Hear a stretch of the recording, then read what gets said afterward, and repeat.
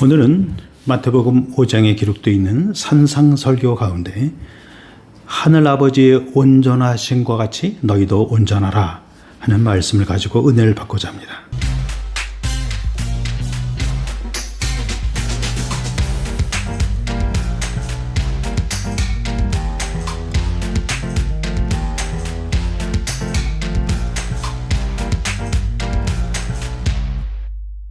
먼저 본문은 또 네 이웃을 사랑하고 네 원수를 미워하라 하였다는 것을 너희가 들었으나 나는 너희에게 이르노니 너희 원수를 사랑하며 너희를 핍박하는 자를 위하여 기도하라.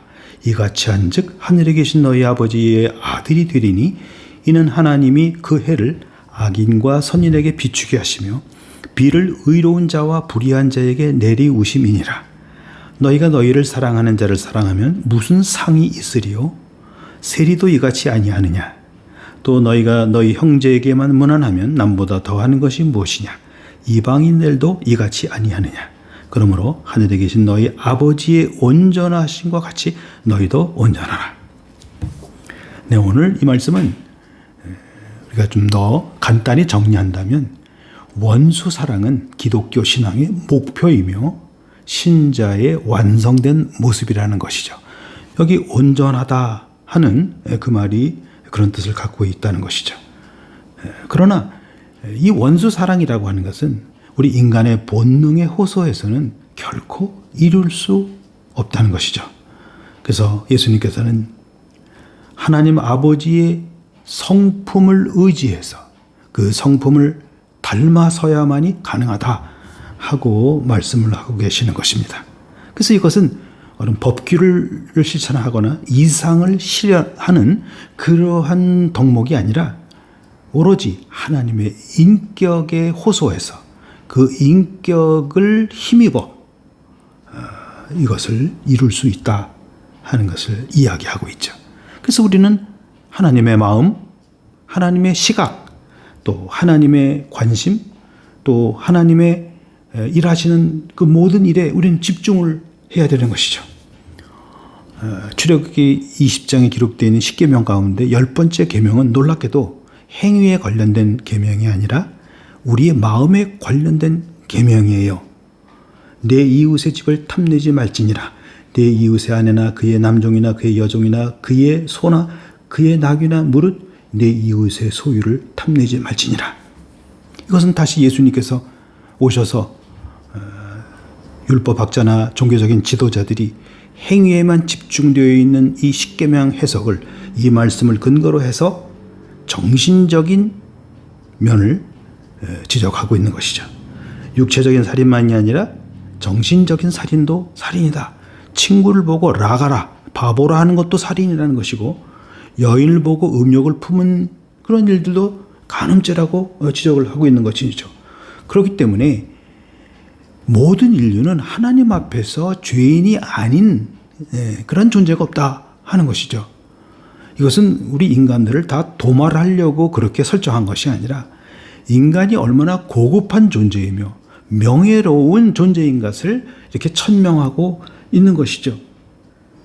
그래서 우리는 하나님을 버리고 도망간 그러한 존재들로서 누구나 다 하나님과의 원수를 짓게 되는 원수가 되는 그러한 관계가 되었다는 것이죠. 하나님 보시기에 우리가 원수였다는 사실이에요. 이것이 영적인 시각에서 우리가 판단을 가지고 있어야 되는 것이죠. 그래서 로마서 5장을 보게 되면 10절에 곧 우리가 원수 되었을 때에 그 아들의 죽으심으로 말미암아 하나님으로 더불어 화목되었은즉 이런 말이 나와요. 하나님은 우리와의 관계에 있어서 이미 우리의 죄로 말미암아 원수를 짓게 되었다 하는 것이죠. 그러나 이것을 어떻게 우리가 해결할 수가 있습니까? 하나님의 하나님 되심, 하나님의 방법으로 이것이 해결되었다는 것이죠. 우리가 부모가 되면 그 마음을 조금 이해할 수가 있죠. 부모는 죄를 지은 자식에 대해서 죄와 그 죄인을 따로 분리해서 생각을 합니다. 죄는 미워하되 죄인은 사랑한다 하는 것이죠.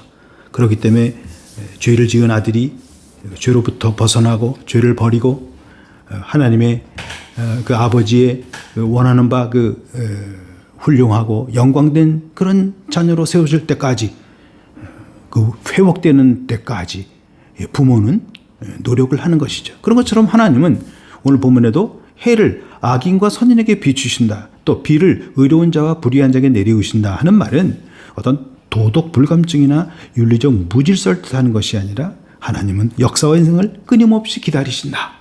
그리고 결코 이것을 내가 그냥 놔두지 않고 회복시키겠다 하는 의지를 말씀하고 있는 것이죠.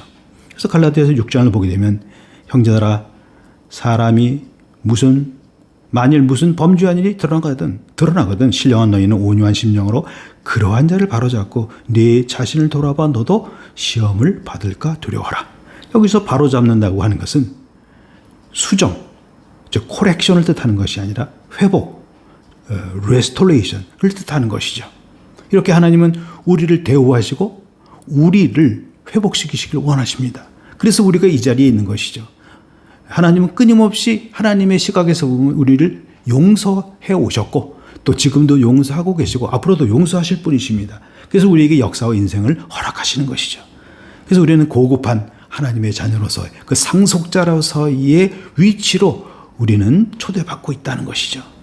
이런 하나님이 우리를 대우하신 이 역사를 통해서 우리도 내 이웃에게 또 내 이웃으로부터 벌어지는 원수된 이런 관계들을 조금씩 원수를 사랑하는 면적을 넓혀가면서 하나님의 아들된 특권을 가지고 영광스러운 실천을 우리가 해나가야 될 것입니다. 이런 축복이 여러분에게 넘치시기를 바랍니다.